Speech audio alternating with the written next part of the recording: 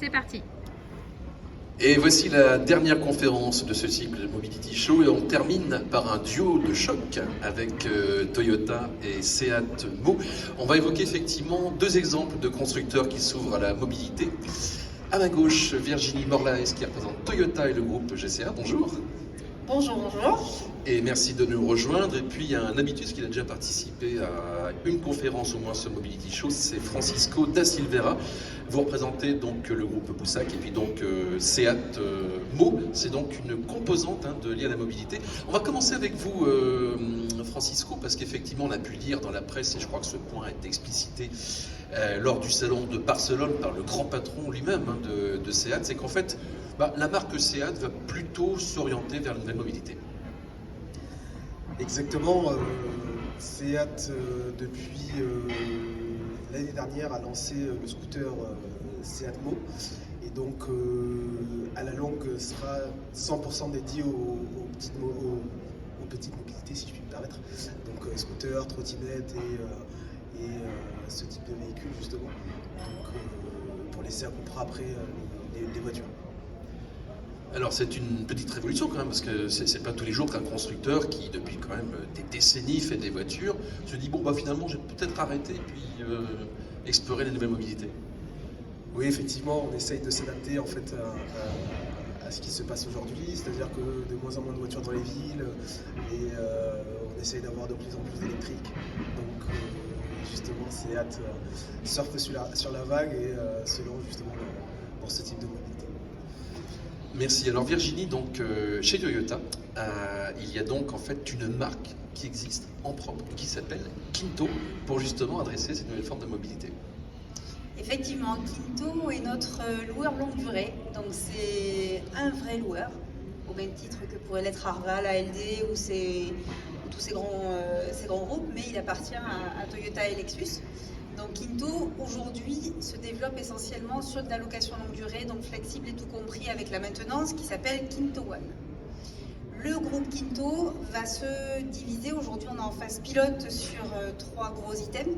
Le Kinto Flex qui est de la solution de longue durée mais à très court terme. Ensuite on va avoir le Kinto Share qui est dédié aux particuliers, qui est de l'autopartage. Très clairement, donc là on a vu toutes les applications, donc votre clé c'est votre smartphone, vous avez une application, c'est de l'autopartage, donc vous avez des voitures qui sont géolocalisables, déverrouillables avec votre smartphone et puis comme on le fait aujourd'hui avec un vélo tout simplement, Bordeaux s'y est très bien importé.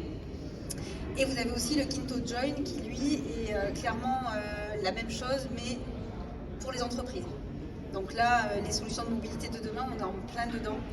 Monsieur Toyoda, qui est the big one chez Toyota, a cette vraie volonté de pouvoir proposer n'importe quel type de mobilité à n'importe quel client.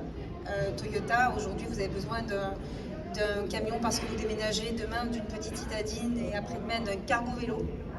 Et oui, on a ça aussi chez Toyota.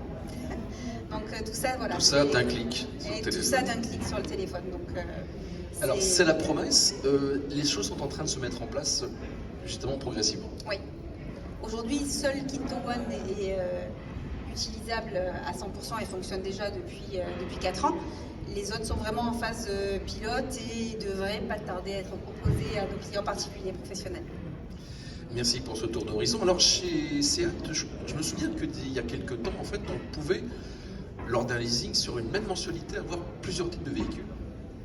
Tout à fait, Seat a sorti le système Seat Move.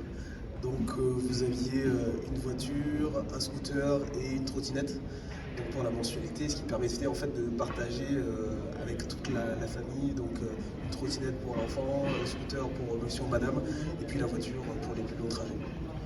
Alors ce qu'on peut dire, et j'ai eu l'occasion de le tester, c'est que ce scooter Seat, en fait c'est vraiment une création, une co-création, et on retrouve en fait des astuces qui viennent du monde de l'automobile pour que justement la conduite soit plus intuitive et plus sécurisante. Exactement, enfin, on a plusieurs gammes de scooters, on a le 50 cm3 et 2 gammes de 125, dont un qui sera un peu plus performant. Et c'est vrai qu'ils sont assez simples d'utilisation et plutôt dynamiques à la conduite. Alors, vous le disiez, Virginie, les vélos cargo arrivent chez Toyota. C'est vrai que ça peut surprendre, mais en tout cas, donc vélo cargo d'ailleurs, made in France, ce sont des vélos faits par un spécialiste. Made in France, made in Dijon. Hein, tant qu'à faire.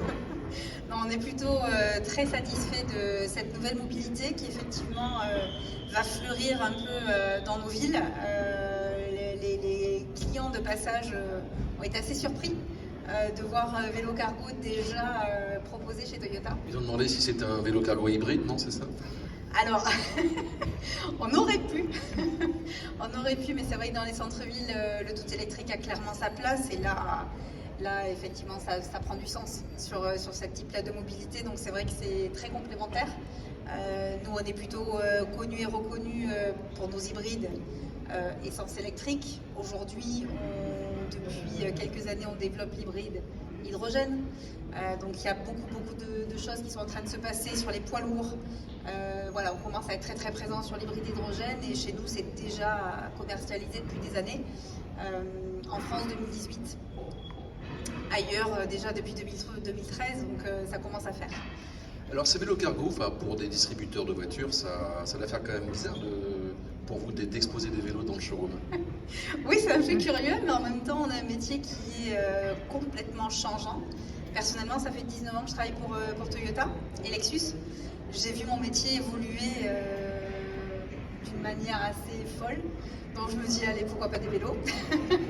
On s'arrêtera pas là, hein. Pour ceux qui connaissent un petit peu la marque, il y a d'autres petites choses, d'autres petites pépites qui arrivent en termes de mobilité. Oui, alors justement, on sait qu'au Japon, il y a plein d'engins, alors notamment pour les personnes âgées, parce que c'est un problème au Japon. En tout cas, côté urbain, ils ont des idées assez folles. Je pense à l'Aeroad qui a notamment roulé en France. J'ai eu l'occasion de rouler avec d'ailleurs. C'est assez surprenant, hein. Effectivement, j'ai eu l'occasion de rouler aussi avec. C'est vrai que c'est, voilà, là on se dit, on est en 2050, bah non, ça va arriver beaucoup plus tôt que ça. Et c'est assez fou à effectivement utiliser. C'est un véhicule monoplace. Donc c'est vraiment la mobilité de demain. Aujourd'hui, on a les trottinettes qu'on connaît tous, qu'on a tous à prendre un petit peu, mais finalement on s'y fait plutôt bien. Ben, ça, et puis c'est 3 roues, hein, l'Aeroad. Et ouais, et c'est encore mieux parce que du coup là c'est complètement intuitif. Il n'y a pas de notion d'équilibre ou quoi que ce soit, tout se fait tout seul. Enfin, et ça penche dans les virages. En tout cas, on vous sent très enthousiaste sur ce produit. On n'a pas mentionné la trottinette, mais c'est vrai que ça fait partie de l'offre. Donc trottinette forcément électrique. Tout à fait, oui. On a donc scooter et trottinette pour l'instant. Donc le métier change aussi pour les commerciaux, puisque on ne savait pas le faire du tout. Et donc on a mis des scooters dans un showroom avec des voitures, et maintenant trottinette aussi. Donc c'est vrai que ça change, mais on change avec le temps. Et les clients sont 18, on s'est trompé d'adresse, on est chez Decathlon. Non, du tout. Souvent les clients ils sont renseignés, donc ils savent déjà où ils sont. Eh bien, merci à tous les deux. Voilà un petit aperçu tout en détente sur justement les alternatives à l'automobile et la façon dont deux constructeurs, Toyota et Seat, via Seat Mot, envisagent donc l'avenir.